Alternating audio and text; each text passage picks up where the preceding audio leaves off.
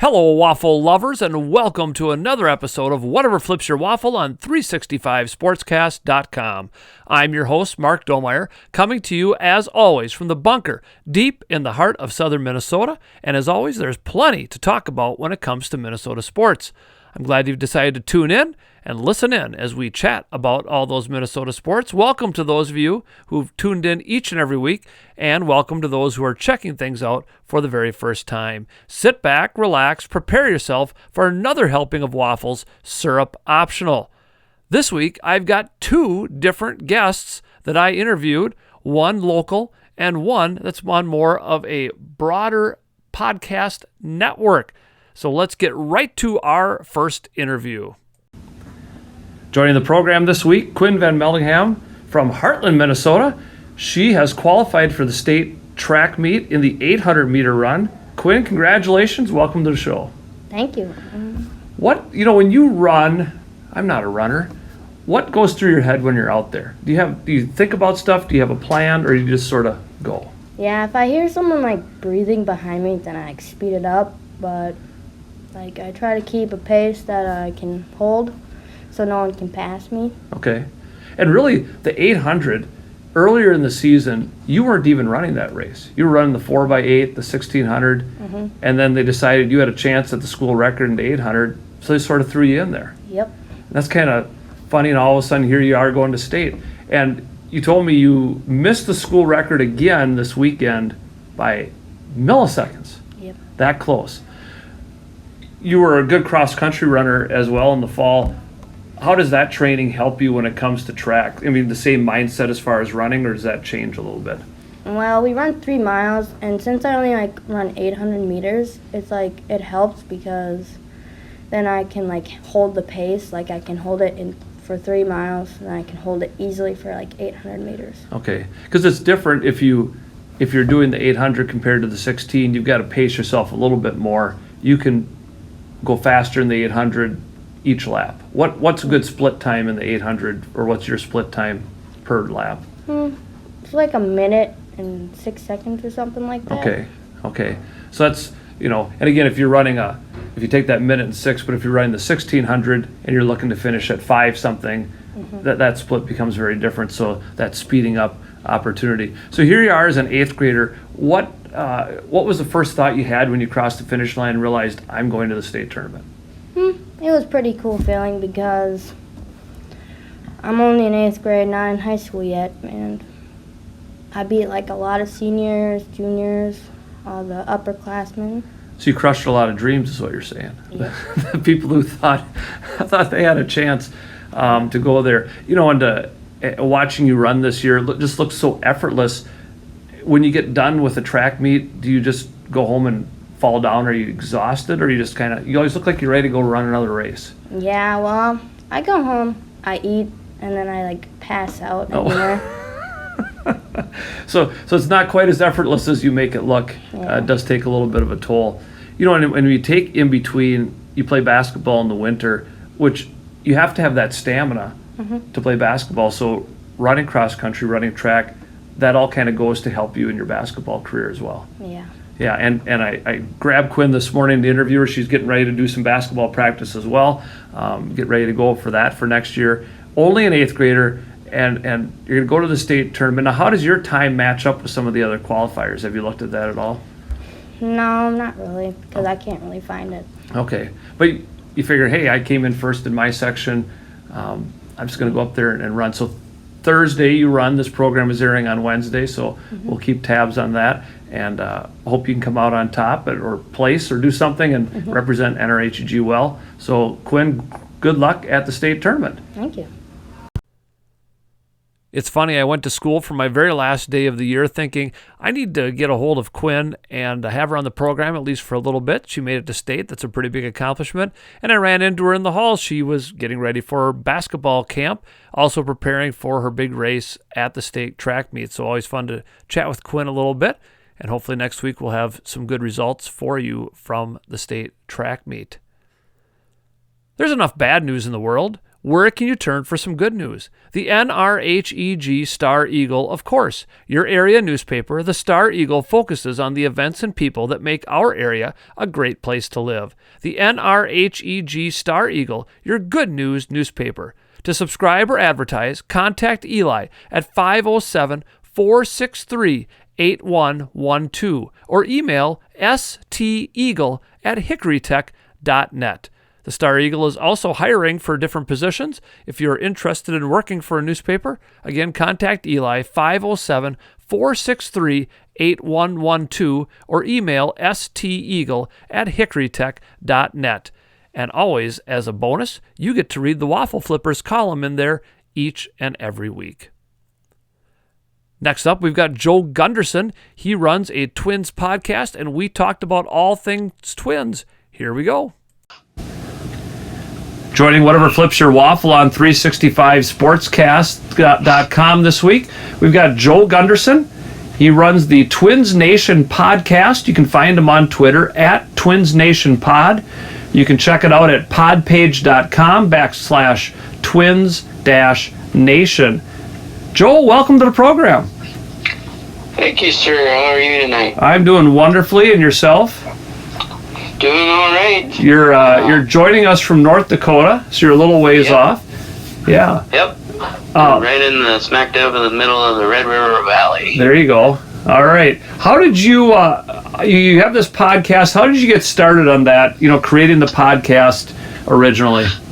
Well, I just so what I did is many moons ago, I went to college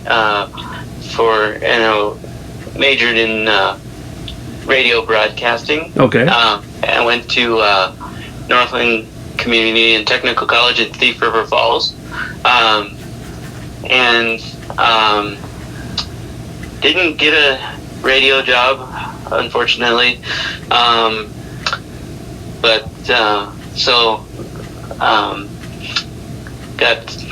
instead I went and pursued basically I pursued the woman I'm married to, and I took a job at Amazon first of all, and then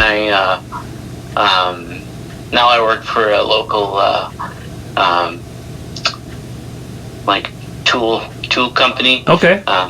Anyway, but I've always had the idea that I would want to get back into broadcasting, and then then the invention of podcasts came, and so I'm like, I'd like to do this, but I don't really want to. I can't really afford to, spend a whole lot of money getting started. So right. Just one day I found this free app. It's called Anchor.fm.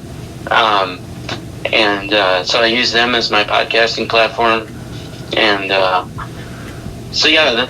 just had the idea, right. Twins are maybe my favorite thing. So I just thought, I'll get my fill and pretend I'm in radio broadcasting. Right, yeah. That's what I'm doing every week too, trying to pretend a little bit in doing this radio bit. You find a lot of benefits from doing this too, meeting people and talking to Twins and everything. Yeah. Cool. So, how has your love of baseball and the Twins grown over the years? What keeps you coming back every season? Oh, well, us Minnesotans and North Dakotans, we like to say we're gluttons for punishment, right? I guess it's just the eternal hope that they'll get it right one year. But no, I just fell in love with the game when I was 6 years old. Fortunately, I guess, corresponded with 1987. Okay. Which is a pretty good year. Yeah. I was 6 years old, and my grandpa would watch the Twins. So when I was there, he'd have it on, so I'd spend time with him. And for some reason, I just fell in love with the game, and it's grown obviously over the years, where I have, I follow them daily and watch, learned everything that I think I could. Maybe I'm sure Right, there's other things. There's things I don't know, but learn the game and it's just kind of became an obsession over the years. Right. There's something mysterious about baseball that kind of draws us to it. It's hard to put into words. Yeah.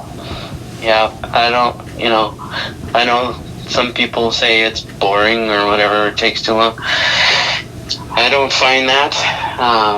Obviously, I guess it's always interested me since I was 6. Right. Well, and so many people have this, like your grandpa shared that with you. My dad shared his passion of baseball with me. It's that passing it on. I'm sure there are people that come to the sport that have never encountered it before very much and really fall in love with it. But it sure seems like one of those things that passes on from one generation to the next. Yeah.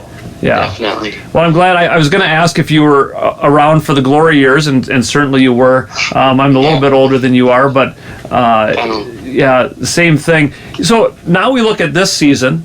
At the start of the season, what was your prediction? How were you feeling about this team before the first pitch?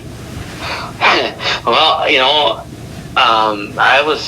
always find a way to get somewhat excited, but this year, especially because I saw that the Twins front office really made a lot of moves this past off season, and as a Twins fan,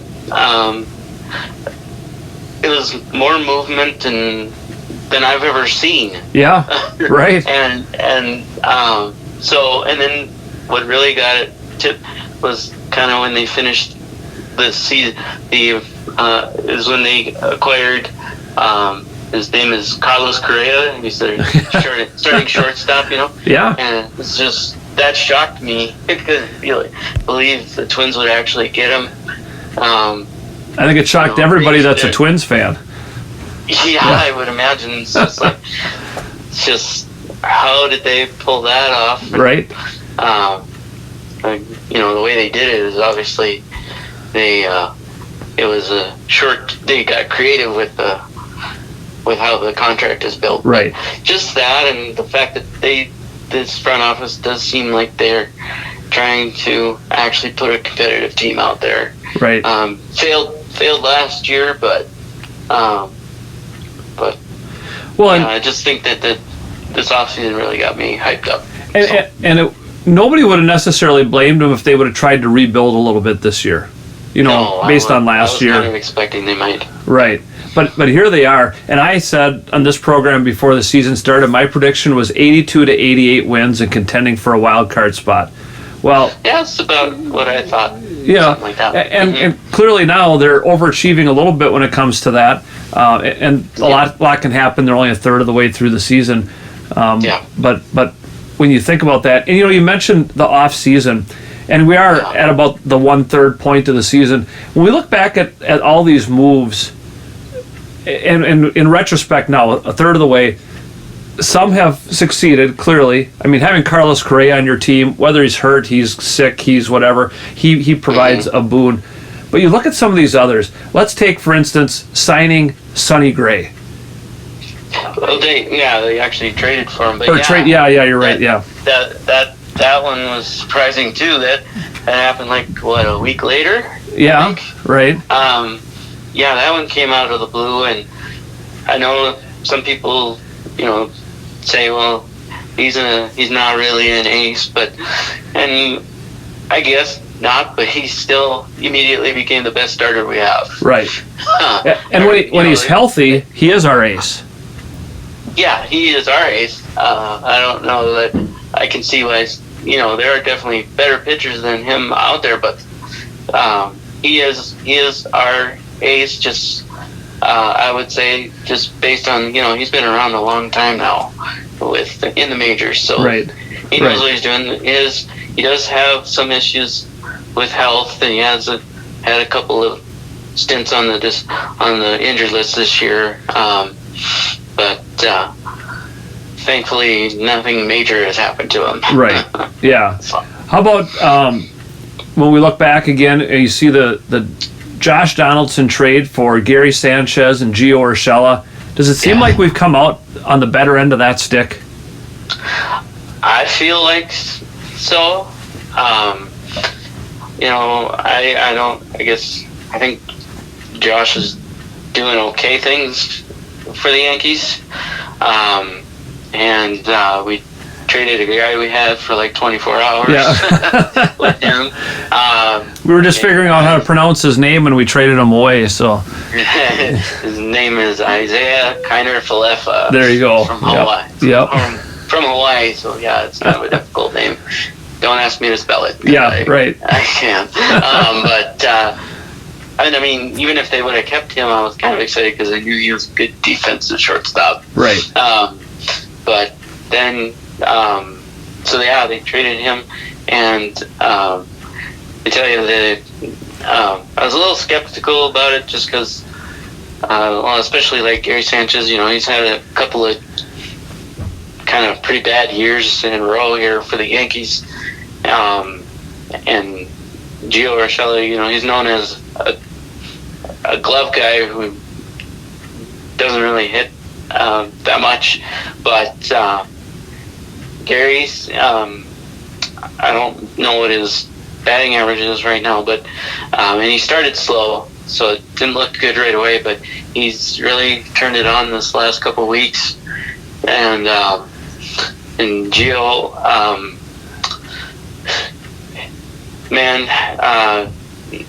defense is his calling card, definitely. Right.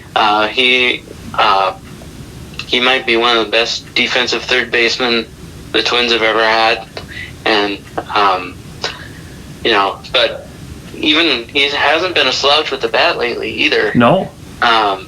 He's so and then I think that also may have probably improved the chemistry of the team. Right. Josh Donaldson, he's a different cat. That's a nice way to put it. Yeah. And I think he might have caused some division in the clubhouse. It sounds like I've heard things that's kind of been a chronic problem wherever he's played. Right. He does stuff like that, and well, you just see what he. He got in trouble just a week ago. Yeah, with Tim Anderson. And his Yankee teammates really haven't supported him in any way, it seems like. So right, yeah, with what he did. Well, and I've been pleasantly surprised with Urshela's bat, and he's had hits in big situations, and Sanchez's defense has been better than advertised. Yeah, I was, you watch enough. I'm a baseball nut in general, so I will watch pretty much any game that's on if I have the time. Right. And I would watch him, and when I saw that they got him, I'm like, well, I hope they almost never let him catch. Yeah. But I've been pleasantly surprised like you that, I guess he's not that terrible. Yeah. Maybe he's worked on it so he's not that terrible anymore. Right. I was afraid he'd be out there and do something would happen that would cost us a game, but as of yet, no. That has not happened. Well, and sometimes a change of scenery makes a big difference for people too. We've seen plenty of former Twins go elsewhere and be successful. True. Yep. Including, and this is the one where it's a little bit difficult, trading Taylor Rogers for Pagan and Paddock. Yeah. I mean, I understand why they did that, and that was another move that when it happened, I think the timing of it shocked everybody. Yes. Because it was the day before opening day. It was actually supposed to be the Twins opening day that day, but they got rained out. But, you're just like, why would you trade your closer the day before opening day? And but I understood, when I looked at it, like they got two guys that are their contracts are under team control for a like a couple more years. Right. Whereas Taylor Rogers, he's a free agent at the end of this season.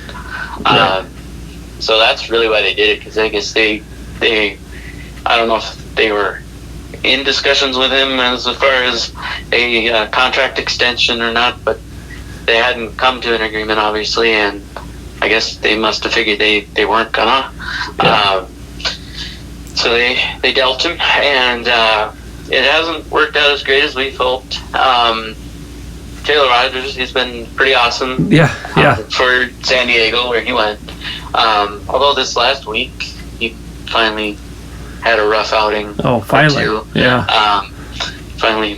He finally blew a save, but bound to happen.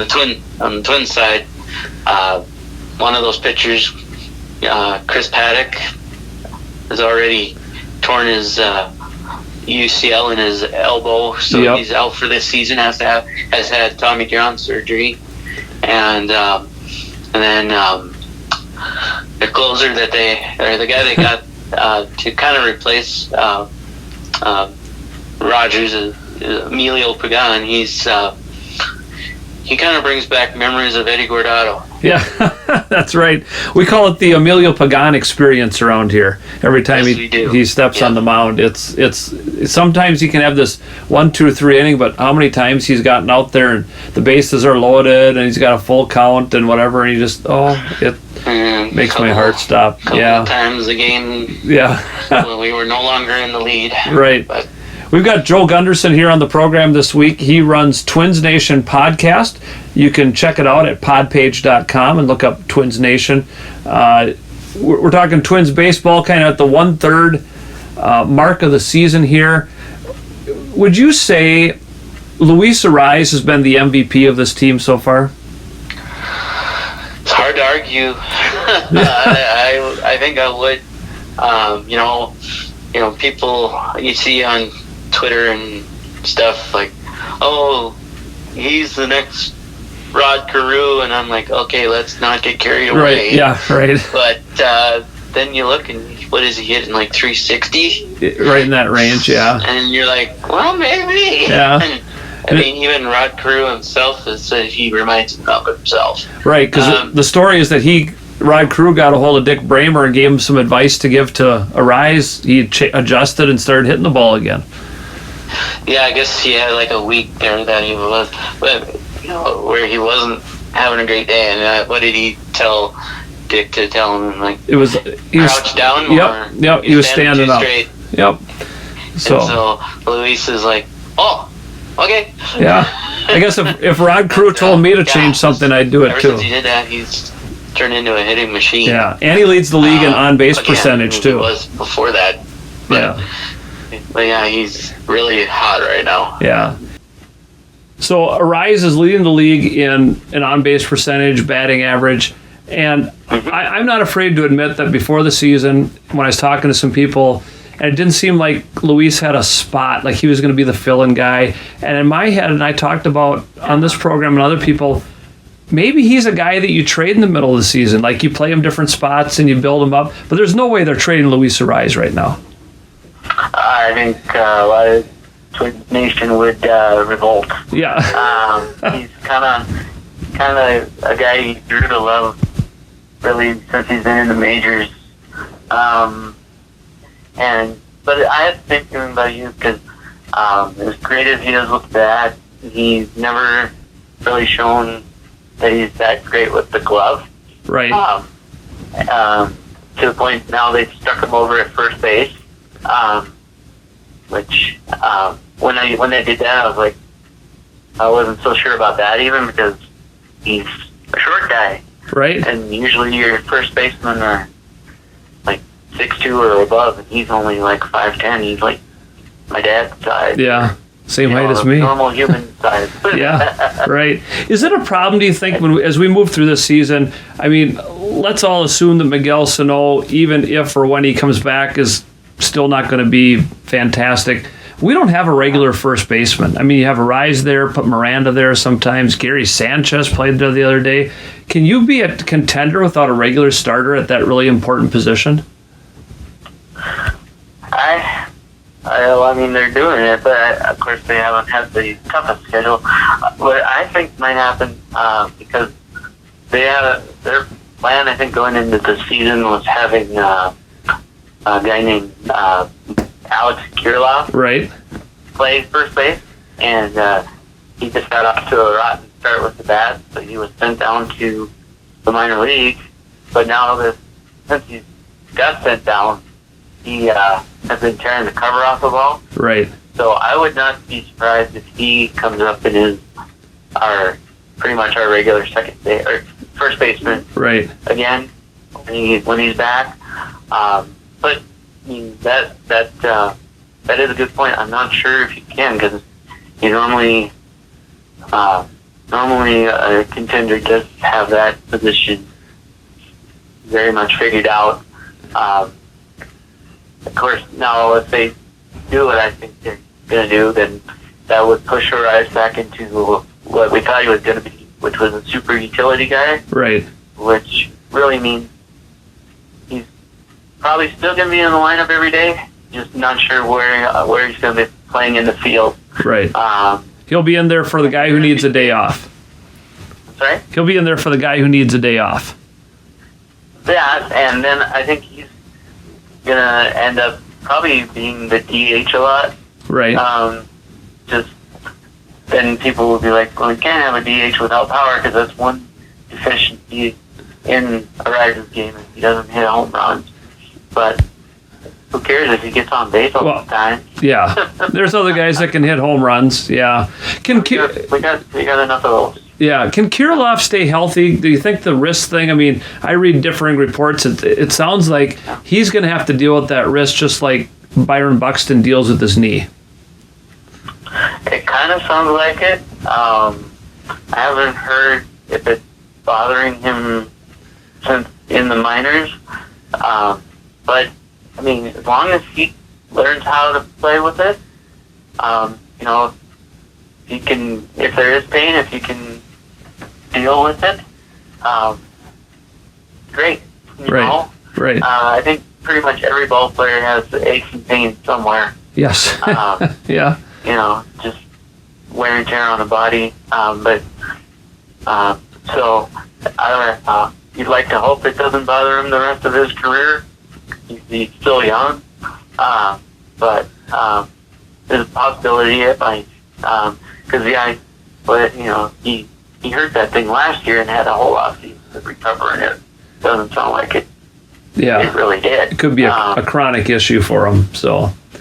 Yeah. Yeah. So I'm wondering, but he's shown, because he wasn't hitting for power up here. But ever since he went to the minor leagues, he has shown power. Right. As in fact, like yesterday, he hit 2 home runs.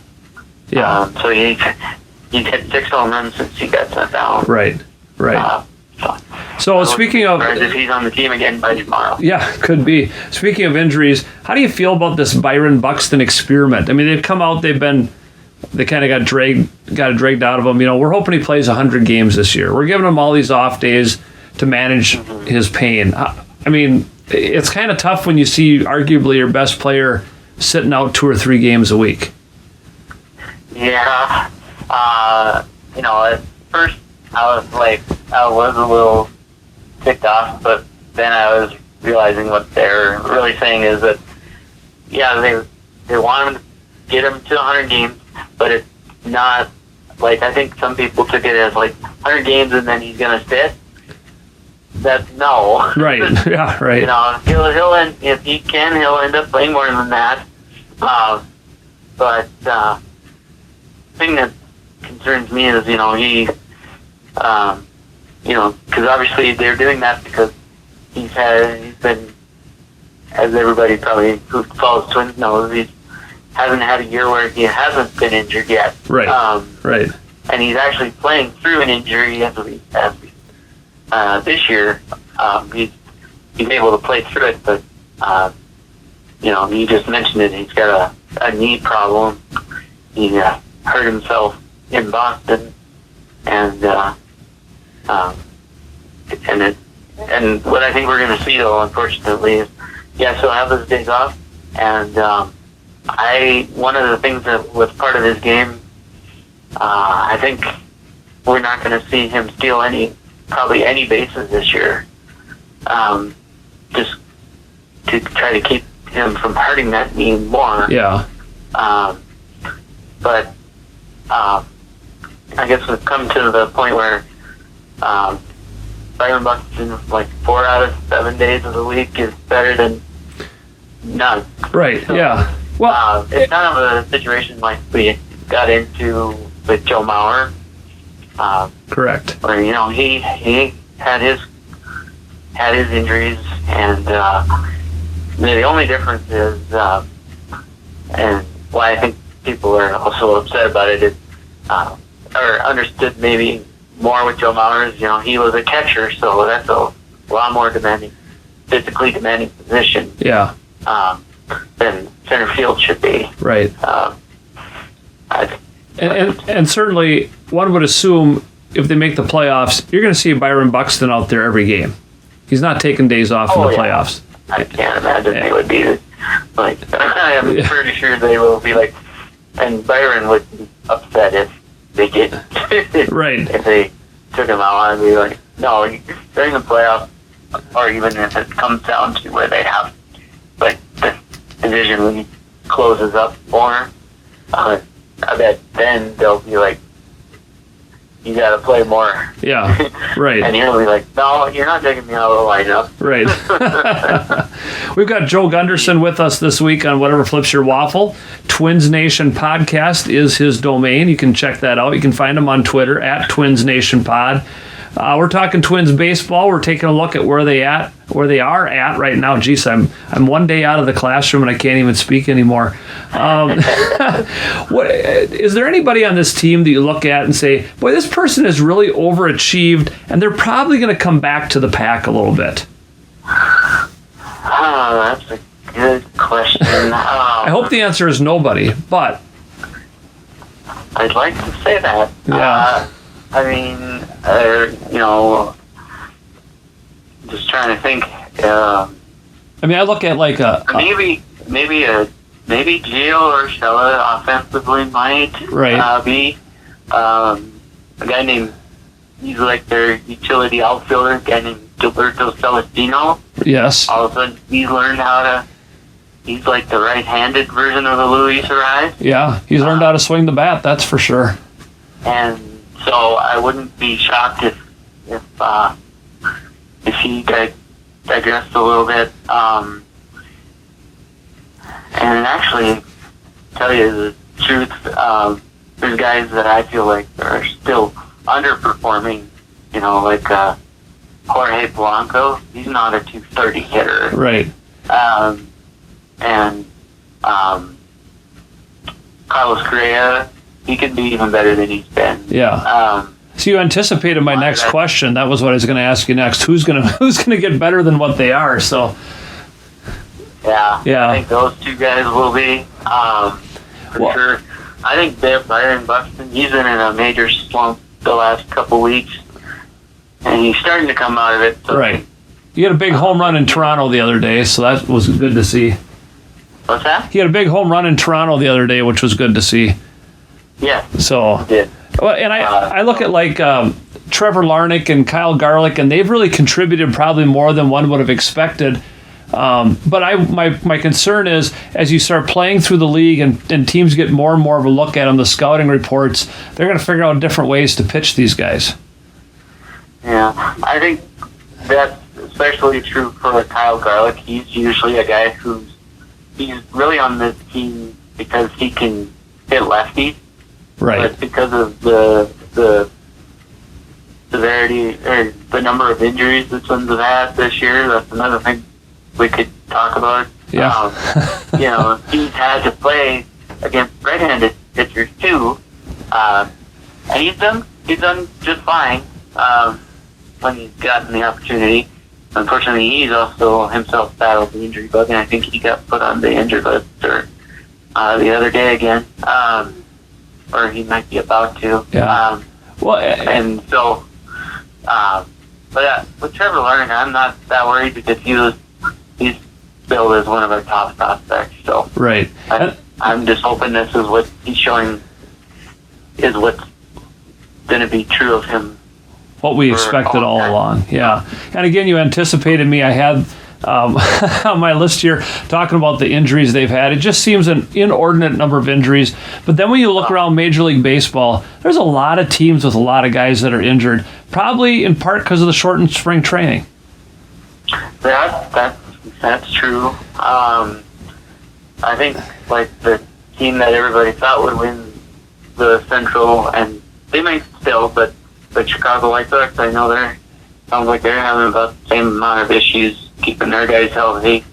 But yeah, I think that the shortened spring training because of the lockout didn't help. And there's probably other reasons. But right. Also, they've been facing, other than just those injuries, they had COVID run through the clubhouse pretty heavily. Right. These last couple of weeks. Well, and better now than September. 3 or 4 guys out because of that. Yeah, it's crazy. I look at this and I think what the strength of this Twins team is, they've certainly shown a lot of depth. You're bringing guys up from AAA you weren't expecting. I mean, when Chichi Rodriguez is coming in making starts and you win a ball game, Devin Smeltzer has been better than advertised this year. But he's been kind of our savior. Right. Joe Ryan's probably been better than even the best people expected. And one would think that this stuff has to come back and get back to normal. And if we're still holding that lead in the Central, you feel good. At some point, almost everybody's got to be healthy. Yeah. And the thing is, though, just when you're like, okay, we're getting this guy back, invariably someone else gets hurt. Right. That happened.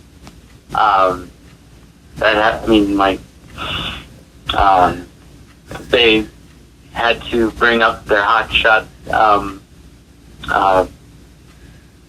prospect Royce Lewis because Carlos Correa got hit in the hand and almost broke a finger. I don't know how it didn't get broken. Right, yeah. Twice in one game. But, yeah, and so they put him on the injured list and brought him up.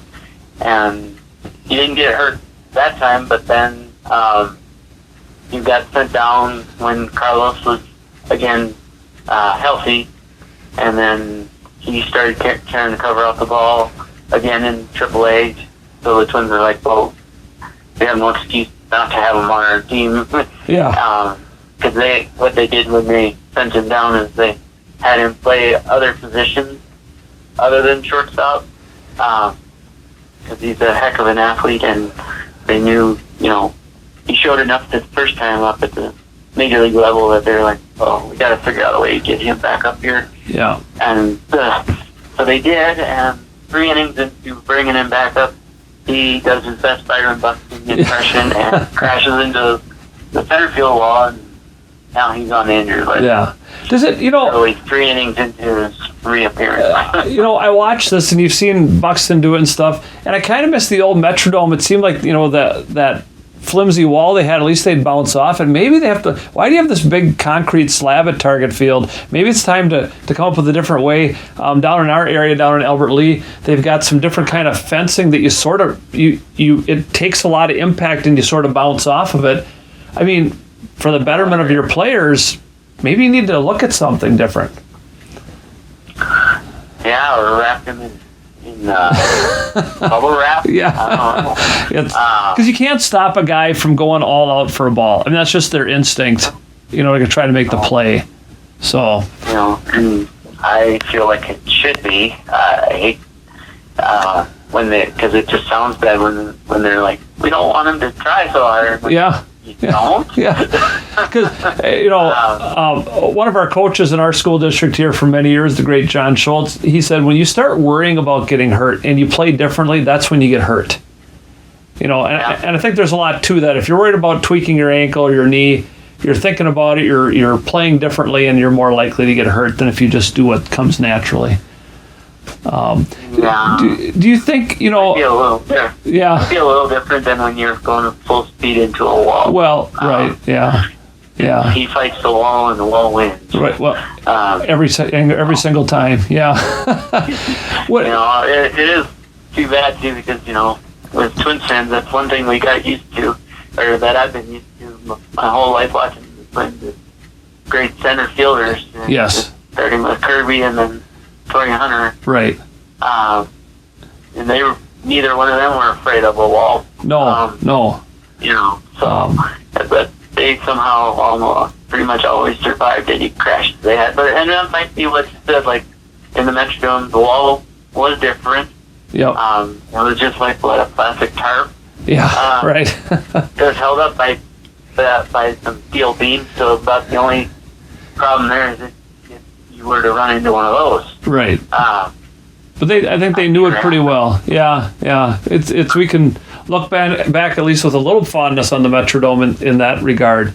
As this program is airing for the first time, the Twins are in their second game against the hated New York Yankees, the best team in Major League Baseball this year. I don't know that people would have. I mean, you always assume the Yankees are going to be there. I personally had picked the Blue Jays and the Dodgers for the World Series, and that could still happen. But, boy, the Yankees have played well. And this is one of those times where I look and you say, okay, Twins fans overreact to everything, just as probably every baseball fan does. Oh, my gosh, we lost 4 out of 5 in Detroit, and I was disgusted. And then you come back and you win 2 out of 3 in Toronto with half your team because they can't come or they're injured, they got COVID.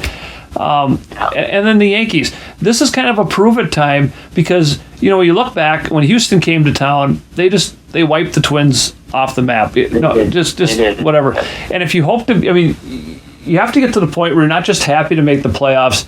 You want to be able to, win a game would be a nice start, but I don't know, win a series. Get there, and the playoffs will be a little different this year, but I feel like you have to show we're not just going to be happy to get to the dance. Yeah, that's the goal every year is to win the World Series, obviously. And it would be nice for them to definitely win a series, at least a playoff series, if not win a freaking game in a series. Yeah. That's been a problem, as we know, for the last couple decades. Right. Right. But players insist that this isn't a thing, but it's definitely a thing with the fans where whenever they do play the Yankees, we're already defeated. Yes. Like, I'm going into this series expecting them to get slapped. Yeah. I hate to admit that, but, it's been 20 years of this. Yeah. Well, and part of this is I look at, you're going to trot out a Dylan Bundy who started the year really well and has just crashed and burned. And again, probably as Dennis Green, former Vikings coach, once said, he is who we thought he is. He can do some good things, some bad. Same with a Chris Archer. I've been a little disappointed in Archer this year. I thought he might make a good bounce back, but he can't pitch into the 5th inning. And that surprises me how many, because his problem is that he runs up a pitch count, so they can't let him pitch into the past, sometimes into the 5th inning or past it, right? Because he's already thrown almost 100 pitches. Yeah. So I'm surprised that's still an issue with him. And, the hope is all these guys get healthy, and you can say, okay, we don't need him in the rotation.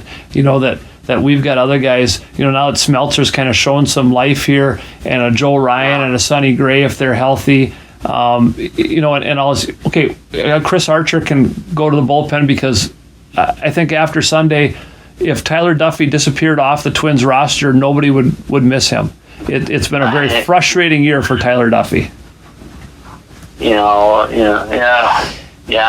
One of the people I do my podcast with, her name is Sherry Cerny, and she works with TwinsDaily.com. Oh yeah. And she,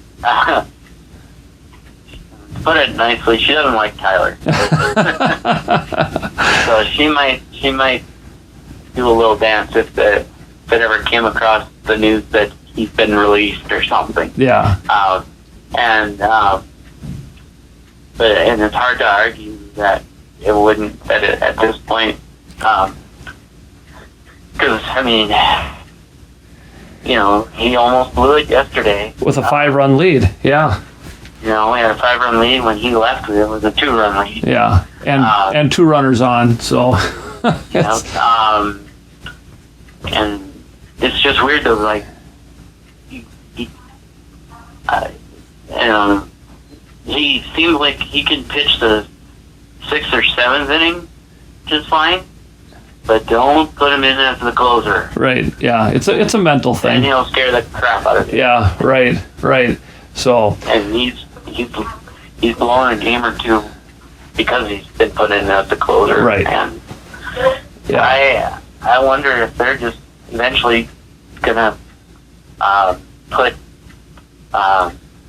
Johan Duran in there and say, "You're the closer now, bud." Yeah. Oh, I think 21 years of you or whatever they did. But I think that's the hope, and you've got to have somebody who can shut the door, and Duran might be the guy. So, well, Joe Gunderson. He is that guy. Yeah.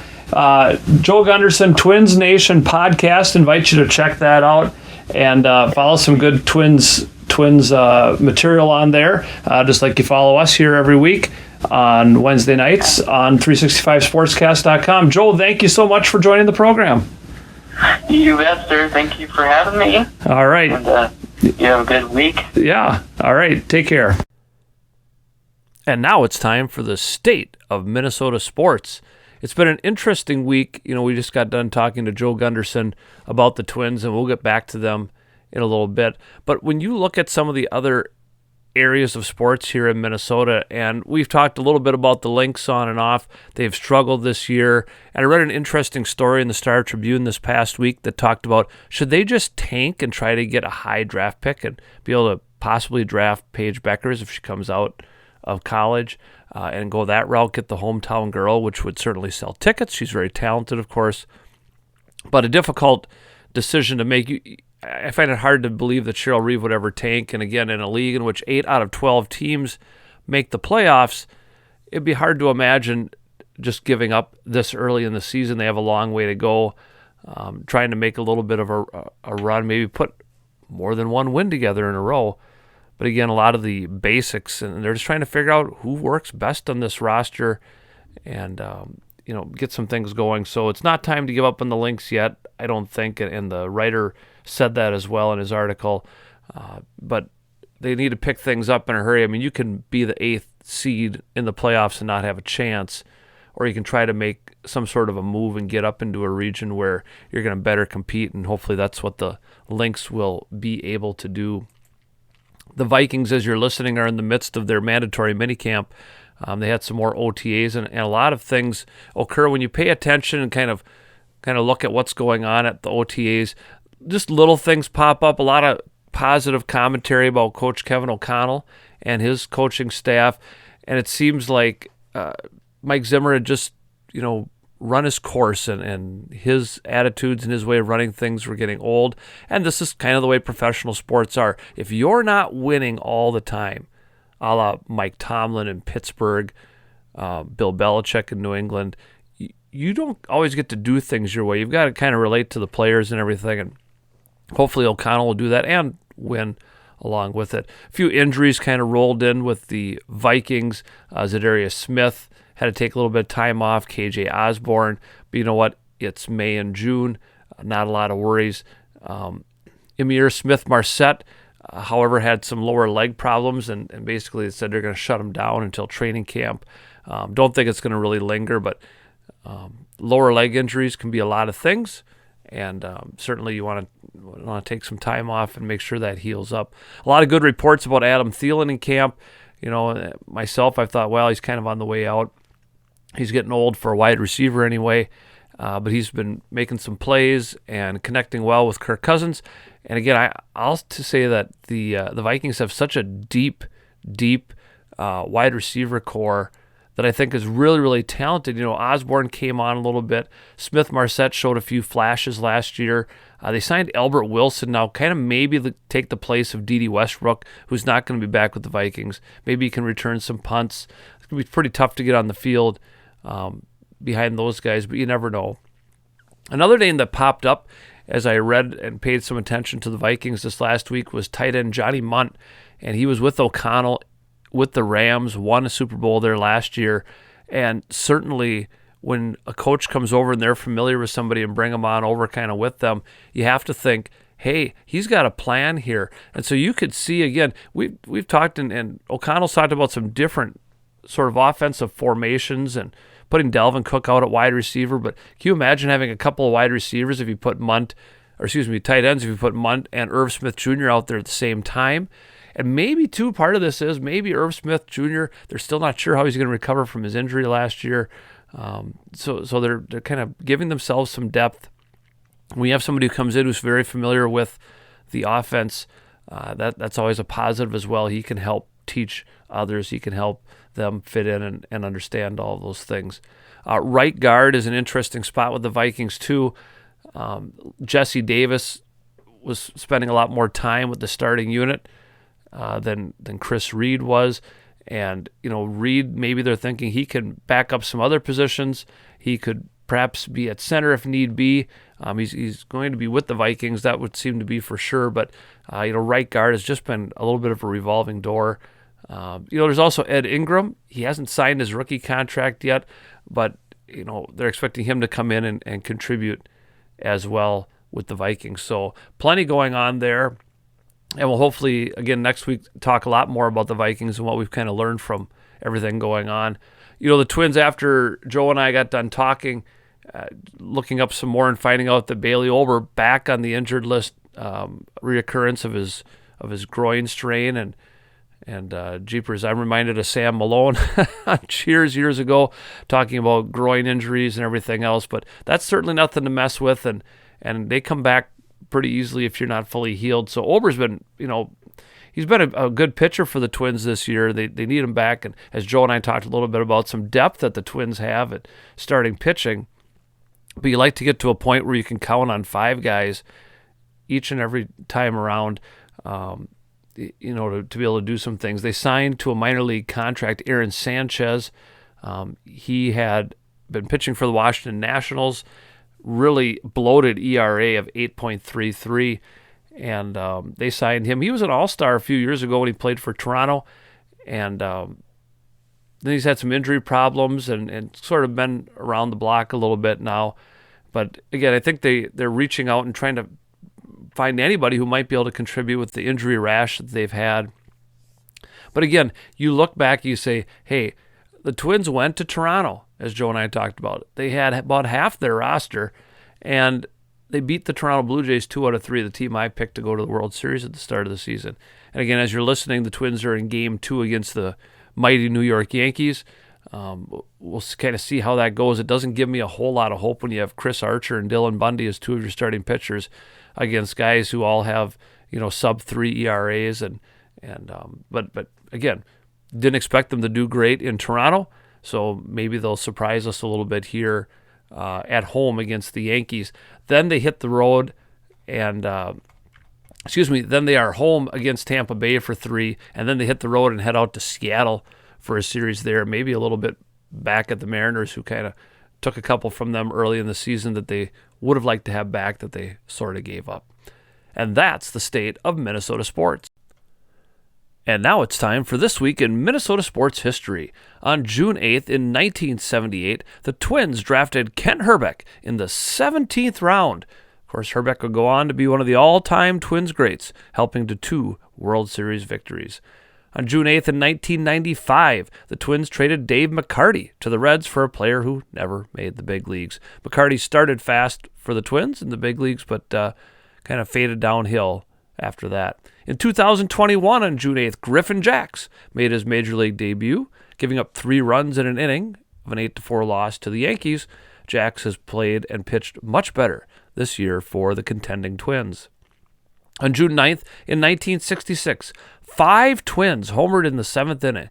Rich Rollins, Zolier Versailles, Tony Oliva, Don Michener, and Harmon Killebrew in a 9-4 win over the A's. This is the only time this has ever happened in an American League game.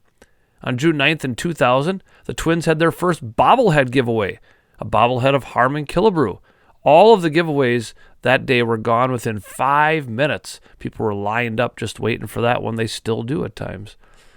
In 2019, on June 9th, former Twin David Ortiz was shot in his home country of the Dominican Republic in a case of mistaken identity. He recovered, but eventually had to have his gallbladder removed as a result of the injuries. On June 11th, in 1951, my mom was born. Happy birthday, Mom. In 2010, Francisco Liriano tied a team record by striking out 7 straight Braves in a 2-1 win over Atlanta at Target Field. In 2011, on June 11th, the Twins inducted Jim Perry into their team Hall of Fame, a great pitcher, brother of Gaylord Perry, another great pitcher. On June 12th, in 1981, Major League Baseball players went on strike, a strike that would last for 2 months. And Major League Baseball would split the season and had a funky sort of playoff system, a dark day in Major League Baseball. In 2017, on June 12th, the Twins selected Royce Lewis with the first overall pick in the draft. And of course, hopefully Lewis will come back from injury soon and continue the tear he's had to start his Major League Baseball career. On June 13th in 1997, the Twins played their first ever interleague game at the Astrodome and beat the Astros 8-1 behind Brad Radke's 8 innings pitched. Chuck Knobloch had the Twins' first interleague hit and Paul Molitor the team's first interleague home run. On June 14th in 2019, Minnesota Governor Tim Walz declared that day Joe Mauer Day. As the spring sports season is nearing its very end, of course, we know our softball team is done for the year. As you listen to this, not sure yet, the baseball team played Tuesday night, continuing their playoffs, trying to get to Thursday with a chance to go to the state tournament. Hopefully they will be still playing. And congratulations to Quinn VanMaldeghem for going to state in the 800-meter run for track and field. Good luck to her, 8th grader at NRHEG.